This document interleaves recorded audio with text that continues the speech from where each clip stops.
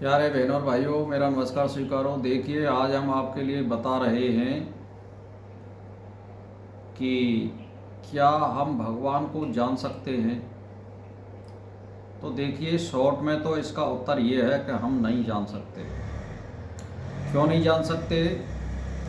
तो देखिए, भगवान को अपनी शक्ति से यानी कोई नहीं जान सकता है। यानी भगवान को अपनी शक्ति से क्यों नहीं जान सकता है कि इसमें जो जीवात्मा बैठा है वो परमात्मा का ही अंश है। और जो कुछ भी इस शरीर में ज्ञान, बुद्धि, चक्षु, श्रवेंद्रियां या मस्तिष्क या बुद्धि जो भी कुछ देने वाला है वो आत्मा का ही गुण है। अगर वो आपको ये शक्ति नहीं देगा तो आप कुछ भी नहीं जान सकते, कुछ भी नहीं सोच सकते और कुछ भी लिख नहीं सकते, कुछ भी पढ़ नहीं सकते और ना ये कोई शरीर क्रिया करेगा। तो आप जान लीजिए कि हम कौन हैं और क्या है। हमारी स्थिति बिल्कुल शून्य है। हमसे मतलब है इसमें जो जीवात्मा है उसका है सब कुछ और उस पर परमात्मा का नियंत्रण है।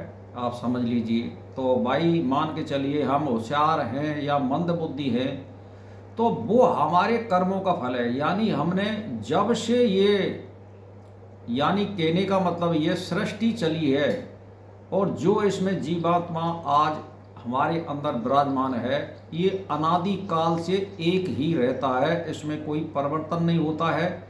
अब इसमें जन्म जन्मांतर से कितने बुरे कर्म करें, कितने अशुभ करें, उनका फल ये भोगता है।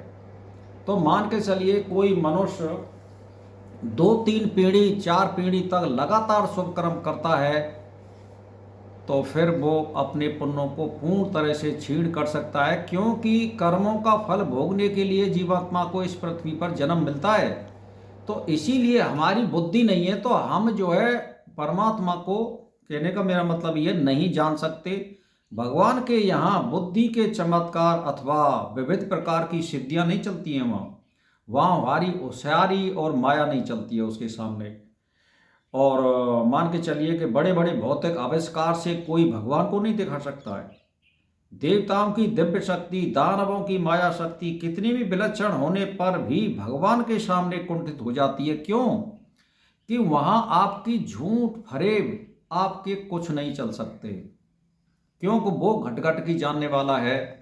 तो भाई और बहनों, मैं तो एक ही बात कहना चाहता हूं कि भगवान स्वयं ही स्वयं के ज्ञाता हैं। ऐसा कहने का तात्पर्य है जानने वाले भी आप हैं, जनाने वाले भी आप हैं और जानना भी आप ही हैं और सब कुछ आप ही हैं। आपके सिवाय कोई ही है ही नहीं।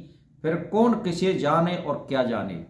तो बस कहने का अर्थ ये समझ लीजिए कि जब सारी सृष्टि में परमात्मा संचार कर रहा है तो हम किसका बुरा सोचें और किसका भला सोचें, ये आप जान लीजिए। तो हमें बुराई से दूर रहना है, भलाई के लिए ये जीवात्मा इस पृथ्वी पर आता है, शुभ कर्म करने के लिए, इसका उद्धार करने के लिए, मुक्ति करने के लिए।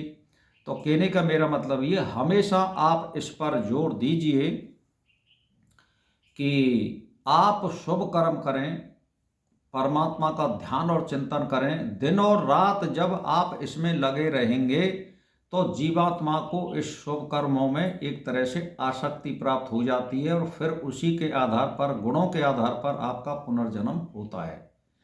और मुक्ति जो होती है वो जो है आसक्ति से रहित होती है। वो ना धर्म चाहिए ना पुण्य चाहिए, बराबर की स्थिति चाहिए। तो बा स्थिति में आपको मुक्ति हो सकती है। और जहाँ धर्म हुआ या पाप हुए तो दोनों में ही जन्म की स्थिति आती है। यानी जैसे पुण्य हुआ तो सर्व आनंद और सुख और सुविधाएं मिलेंगी आपको इस पृथ्वी पर, और यदि आपने पाप किए हैं तो जीवन मिलेगा लेकिन कष्ट में मिलेगा। भोग योनि भी मिल सकती हैं, कुत्ता, बंदर, भैंस, गाय, जितने भी जीव जंतु हैं, पशु पक्षी आदि, इसमें भी जा सकते हो आप। तो वो कष्ट में योनि है। तो भाई और बहनों, मैं तो एक ही बात कहना चाहता हूँ कि आप सद ग्रंथ पढ़िए, 4 वेद 6 शास्त्र, और उसमें भी अपनी बुद्धि का इस्तेमाल करिए कि जहाँ कोई भी आपको संशय हो या वो भ्रमित करने वाली कोई बात हो, उसको आप मत लीजिए और सुगम और सरल जो मार्ग हो उसको ले लीजिए। और कहने का मतलब ऐसा मार्ग अपनाइए जो अपने को कोई कष्ट नहीं हो और दूसरे लोगों को कष्ट ना हो।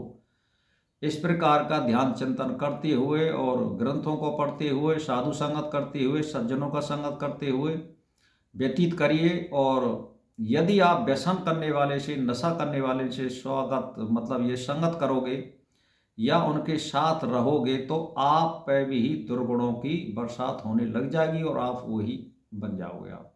तो कहने का मतलब यह है कि मेरा एक ही मतलब है, अष्टांग योग में आइए, बुरे कर्मों से बचिए और अच्छे कर्मों को करने के लिए तत्परता में होना पड़ेगा आपको, तब आपको धर्म की कुछ प्राप्ति होगी। और जीवात्मा कभी भी बैठता नहीं है, इसको जन्म मरण लगा रहता है, इसीलिए शुभ कर्म करने की जरूरत है। मुक्ति हो जाएगी तो भी उसके बाद में कोई अवस्था है 37,000 करोड़ वर्ष की, उसके बाद में फिर आपको जन्म मिलेगा, तो जन्म मरण तो मिटेगा नहीं। इसीलिए शुभ कर्म करने की प्रेरणा हमें लेनी चाहिए सभी ग्रंथों से और साधु संगतों से, सज्जनों से। तो बस व्यसनों से बचो और परमात्मा का ध्यान चिंतन करते रहो, अपने को सुधारो, दूसरे को सुधारो, बस इसी में भलाई है मेरा, इसी के साथ नमस्कार स्वीकारो।